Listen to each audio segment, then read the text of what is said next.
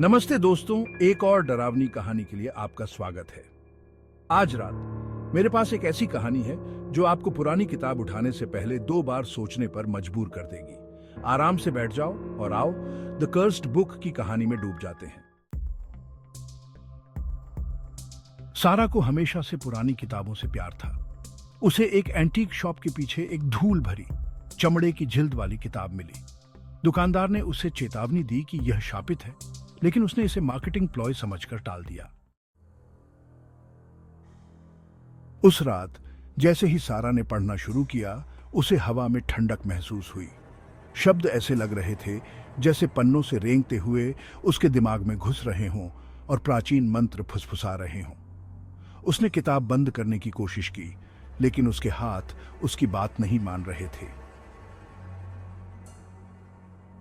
बत्तियां टिमटिमाई और कमरे में अंधेरा गहरा गया।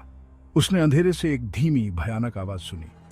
घबराकर उसने इधर उधर देखा, लेकिन उसे कुछ दिखाई नहीं दिया। उसने अपनी आंख के कोने से एक हलचल देखी। एक साया धीरे धीरे अंधेरे से निकल रहा था। उसका रूप विकृत और भयानक था। उसकी आंखें ऐसी थीं जैसे उसकी आत्मा में छेद कर रही हों, और मुंह एक भयानक मुस्कुराहट में फैला हुआ था।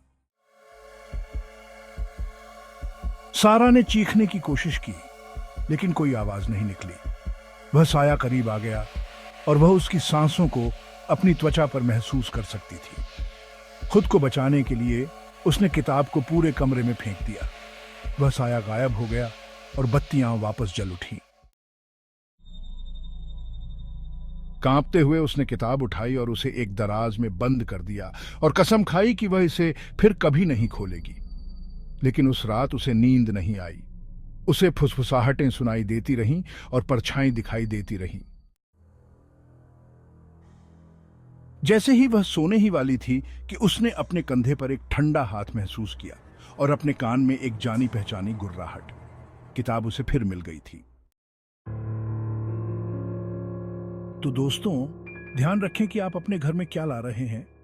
कुछ चीजें अछूती ही अच्छी हैं। अगर आपको यह कहानी पसंद आई हो तो हमें थम्स अप दें, और ऐसी ही और कहानियों के लिए सब्सक्राइब करना न भूलें जो आपको रात भर जगाए रखें। अच्छे सपने देखो, अगर देख सको तो।